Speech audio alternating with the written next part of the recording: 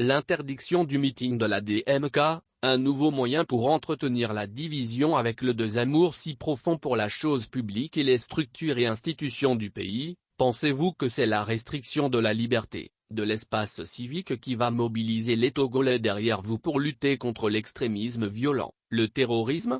L'argument d'interdiction du meeting de la DMK ne tient pas. Cette décision va encore renforcer la frustration dans le pays. Depuis un moment la Covid-19 est devenue un prétexte pour interdire les activités des partis politiques pro-démocratie et de la société civile. En voyant tout ce qu'ils font actuellement, ils cherchent par tous les moyens à ramener le pays dans l'ère primitive de Gnassingbé père.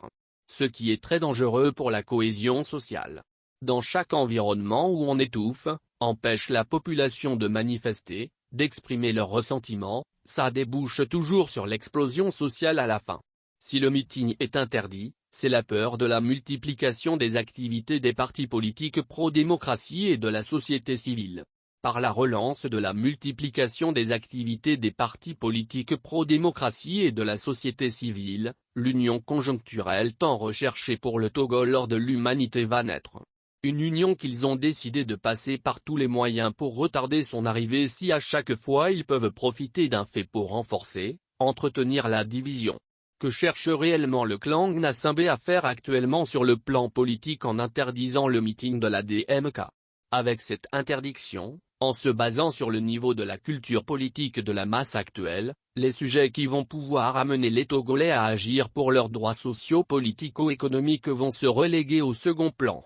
Et des jours, ou mois nous allons utiliser ce temps pour s'accuser, s'insulter, aller à la chasse des traîtres. Ce qui va faire gagner encore du temps au clan Gnassingbé. Car dans l'imaginaire collectif, on fait croire qu'on laisse l'enfer ses activités et on empêche la DMK. Par cette pensée, la réflexion va plutôt se baser sur le discours primaire de traite que nous chérissons tant. Devant cette arme politique que doivent faire les militants pro-démocratie? La première des choses est de ne pas tomber dans le jeu d'accusations stériles des uns et des autres. Ou d'éviter d'avoir des discours ou expressions qui vont aller vers la moquerie devant l'incapacité à trouver des solutions face à ce dilemme d'interdiction. Car nous tous, nous savons l'histoire des interdictions et d'un peuple qui a soif de sa liberté. Quand ils ont commencé par se servir de la Covid-19, nous étions tous victimes de leurs différentes interdictions. Donc l'argument de terrorisme pour interdire le meeting actuel, nous guette tous.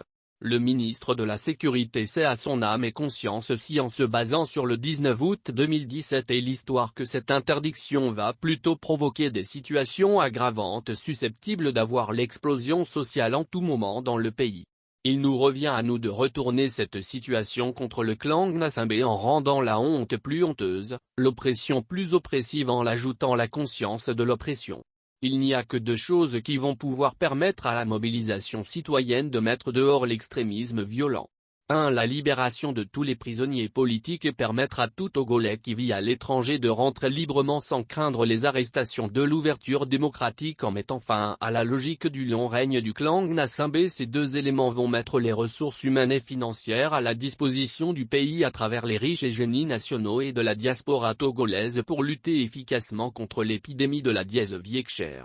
Et ces deux éléments vont agir également sur le système judiciaire, ce qui va encourager les investisseurs à venir investir dans le pays.